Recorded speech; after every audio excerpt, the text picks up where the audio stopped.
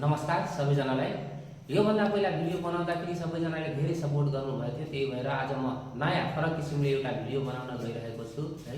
Video बनाउँदा अलि न अलि केही न केही त्रुटि भइहाल्छ है। त्यो त्रुटिहरूलाई धेरै स्कुल नबनाइकन विद्यार्थी भाइ बहिनीले सरहरूले है राम्रोसँग सपोर्ट गरिदिनु होला। म मधेसको पहिलो शिक्षक, अनलाइन क्लास दिने है शिक्षकको रूपमा परेको छु, त्यही भएर विद्यार्थी भाइ बहिनीलाई धेरै सपोर्ट मिलोस्, त्यही भएर आज म अर्को भिडियो एउटा बनाउन गइरहेको छु है। फ्री लाइभ क्लास छ टिकटक आइडी शम्भु गोठानबाट। बेलुका समय बेलुका 7 बजेदेखि 9 बजेसम्म कक्षा 9 र 10 अनिवार्य गणित, ऐच्छिक गणित दुईटैको हुन्छ एउटै सिफ्टमा है। अब यहाँ हेर्नुस्, तलका विशिष्ट कोणहरूको त्रिकोणमितीय अनुपात छ। अब यो त्रिकोणमितीय अनुपात छ नि, अब 0 डिग्रीदेखि 90 डिग्रीसम्म यो भ्यालु कसरी निकाल्ने, कसरी याद गर्ने भनेर एउटा फरक तरिकाले मैले प्रस्तुत भएको छु है। अब त्यही भएर मैले अब गर्दैछु है। अब यहाँ साइनको गर्नुस् है। अब साइनवाला गर्नुभयो भने साइनको 0 डिग्रीको गर्नुभयो भने पहिला यहाँ 0 लेख्नुस् है। पहिला 0 अनि यसमा 1 यता 2 यता 3 यता 4 गर्नुस् है। पहिला यस्तो काम गर्यो, 0 देखि 4 सम्म लेख्नुस् है। अनि त्यसपछि यसमा 4 ले डिभाइड गर्नुस् सबैमा, 4 ले डिभाइड गर्दिनु है, 4 ले डिभाइड गर्ने सबैमा। अब यसमा के गर्ने, रुट लगाइदिनु। अब रुट लगाउनु है, यसमा पनि रुट लगाइदिनु पर्यो, रुट लगाउनु सबैमा, रुट लगाउनु, रुट लगाउनु। अब जुन कट्नेवाला छ त्यो काट्नु, यो कट्छ, यो कट्दैन, यो कट्छ, यो 1 ले कट्छ, यो 2 है, यो कट्दैन। अब यता 0 गर्यो, भागा गर्यो भने 0 भइहाल्छ है। 0 मा 4 ले गुणन गर्नुभयो भने 0 हुन्छ, अनि 0 लाई रुटबाट निकाल्नु भयो भने 0 आउँछ है। यसरी निकाल्नु भयो भने यो 0 हुन्छ है। अब यसको रुटबाट निकाल्नु भयो भने हेर्नुस् है, माथि 1 तल रुट 4। अब यसलाई निकाल्नु भयो भने 1/2 हुन्छ। अब यसलाई हेर्नुस्, अब गर्नु भयो भने रुट 1/2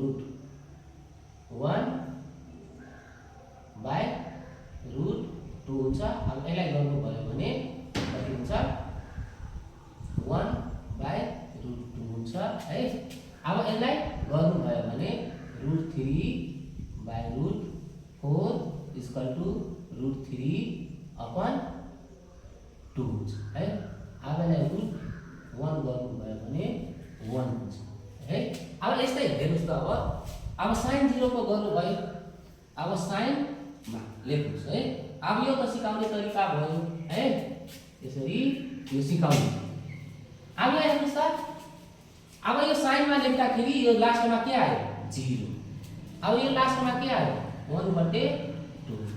अब यहाँ लास्टमा के आयो है, 1/√2 है।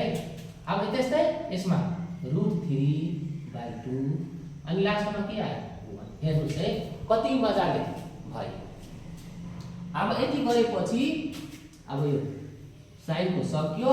अब कसको लेख्नु है, कसको। अब कसको लेख्दाखेरि यसको साइनको ठ्याक्कै उल्टा लेख्नु, साइनको ठ्याक्कै उल्टा। जुन 0 डिग्रीको लेख्नु पर्ने छ त्यो 90 डिग्रीको लेख्नुस्, यता 1।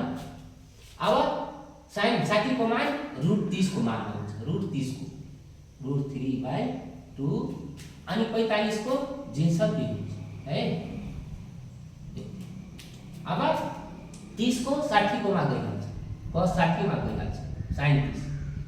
अनि यता 0 मा जे छ यो 0 यता गइहाल्छ, cos को भइहाल्यो है।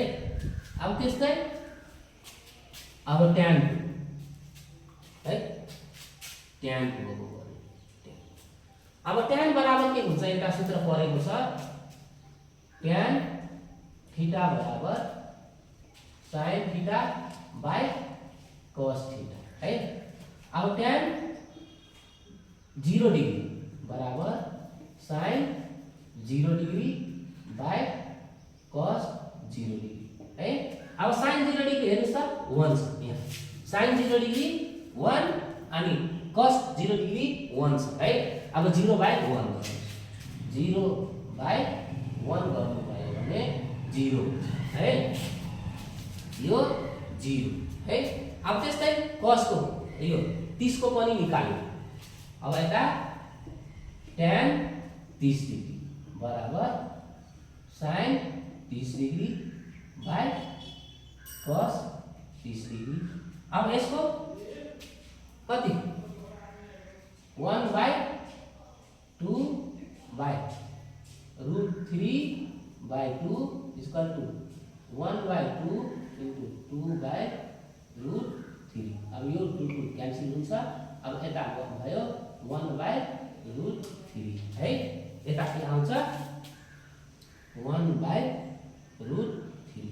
अब यसको गर्नुभयो भने 1 आउँछ है। अब यसको गर्नुभयो भने यता √3 आउँछ। अब यहाँ हेर्नुस् है, यो मेन बुझ्नु पर्ने कुरा tan 90 बराबर sin 90 बाई cos 90 है। अब यसको हेर्नुस् 1/0। अब यहाँ 0/1 गर्नुभयो भने 0 हुन्छ। अब यहाँ 1/0 गर्नुभयो भने यसमा यस्तो हुन्छ। यसलाई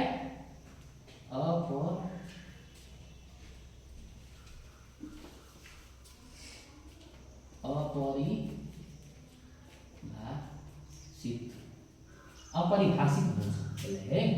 यो भनेको यस्तो अपरिभाषित हुन्छ है। ल है त यति है।